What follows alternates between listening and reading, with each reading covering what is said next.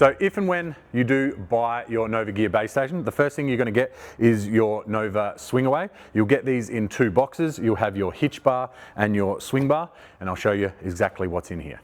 All right, so once you've pulled everything out of the boxes, you'll have your hitch bar, your swing bar, tools to assemble, license plate bracket, pivot hardware, anti-wobble bracket, your anti-wobble locking pin, sticker sheet, and your corner shims.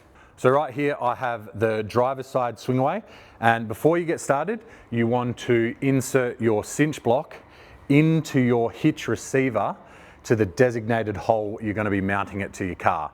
To find that hole, I'm going to show you how. So what you want to do is you want to make sure you've got the correct depth to use all 3 mounting holes, which is 120 mil, which I am fine with. Then you want to get the measurement from the center of your pinhole to the outside of this wall. I have 35 mil, which is perfect for me to use the first hole on the hitch. Now you want to push this in until it lines up with the hole, like so. So the next step is doing a quick test fit. So grab your hitch bar and then insert that into your hitch receiver. Line up the desired hole. Use your pry bar if you can't get it perfectly aligned. Grab your locking pin, put that through, and just do that up finger tight. As you get to the end, you want to use your other hand and then lift that up to get that semi-square. Use your 24 mil ratchet spanner. Nice and tight. And then you want to take a step back and just check the alignment to see if it's square and level, because the hitches on everyone's car aren't made to be square. Some people run different tire pressures, or they run a big heavy fridge on this side. Just the weights can be off, so you want to make sure this is square to the car. But we'll take a step back and check that. So when you take a step back and you do see that it's not level with the car because you've got something heavy or something like that, like this, you want to use the included shims, and you want to pull this out and then shim the corner that it's low to. That's going to be able to pull that up. Now you want it either perfectly level, or if it's a little bit higher, that's even better. All right, so once you've removed your locking pin, you want to slide this out all the way to the end so it's just hanging there. You want to grab one of your included shims. You'll have 1/2 mil and millimeter corner shims. To bring this side up, you want to put one on top right corner, one on the bottom left, and then you just get that and slide it in, and then line up your hole again. Grab your locking pin. So once you've got that in finger tight, you want to grab your circle brass shim, and you want to put that over the pinhole, lift it up, wiggle it around, move that brass clip all the way in, which will take any slop out of that, and then you want to do this up. And as you tighten that, you'll see the end come up. With this locking pin, you want to make sure that's nice and tight. Take another step back and check the level. So all of our wobble-free locking pins come with a lock. So once all this is put together, you want to slide the key out, lock this on, and that will keep it nice and safe. All right, so once you've taken a step back and you've checked it's all level, you can check the stability on it, and there shouldn't be any movement in that. If there is a little bit of movement, you'll just need to do up the locking pin a little bit more. All right, so all of our systems come with a standard flat 7-pin trailer plug, and just like a trailer, it will just go straight in like normal. Next, we're going to install the hitch bar. So obviously you need your hitch bar and your pivot hardware, your pivot bolt, nuts, washers, and your Oilite washers. All right, so first you want to grab your Oilite washers, put them over the bushing, and then slowly line this up slide it in to where it meets the hole. Grab your M16 bolt and washer and just wiggle it around till that goes over. Then you can slide this into your housing. Put your nylock on the bottom and on the top. Grab your 24 ratchet, 24 ring spanner over the top and bottom. So you don't want to do this up too tight because this is where you can adjust the friction on your swingway bar.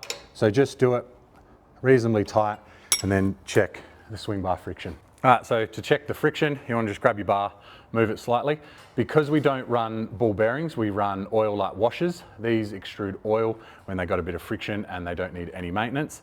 But you can tighten that and loosen that to make this as easy or as hard as you wish.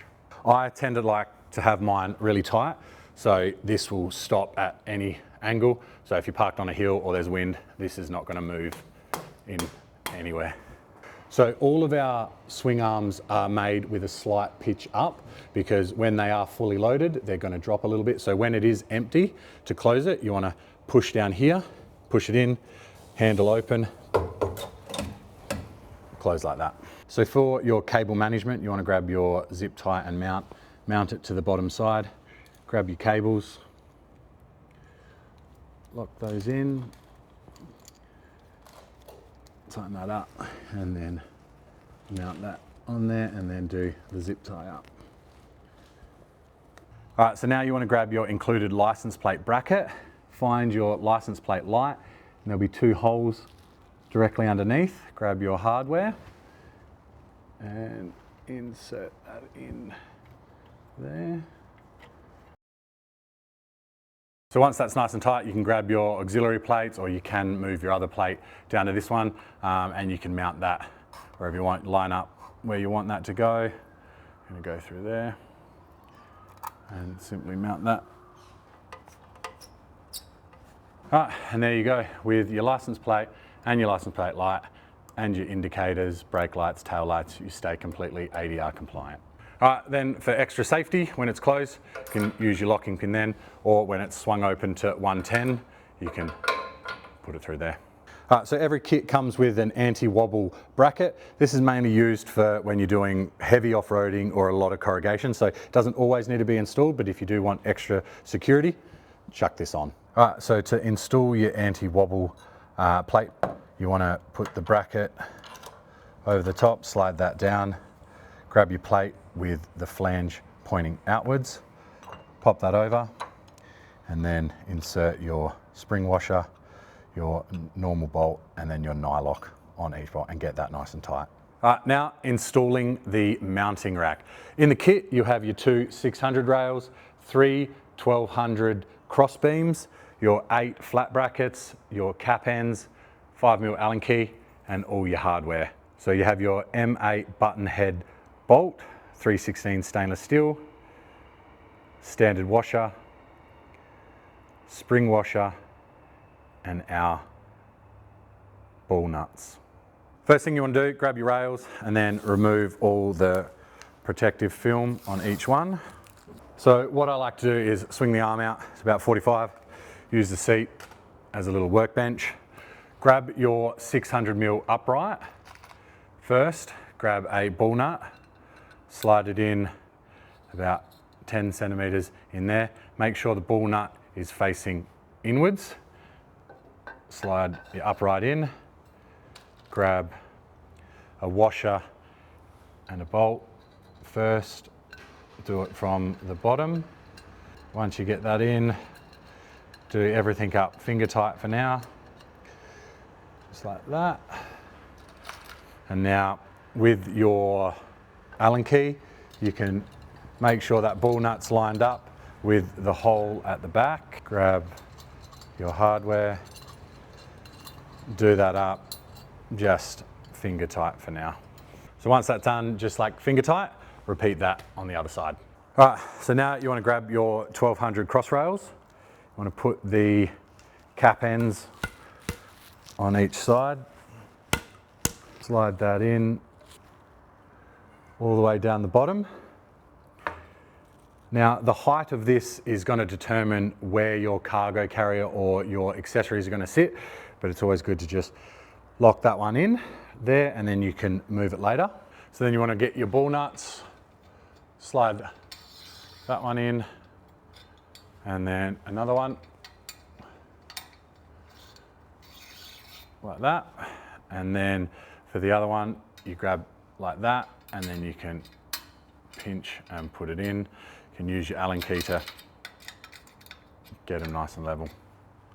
So then grab your corner bracket, your hardware, line that up, get that finger tight, and then line all your other ones up. Use your Allen key to line things up.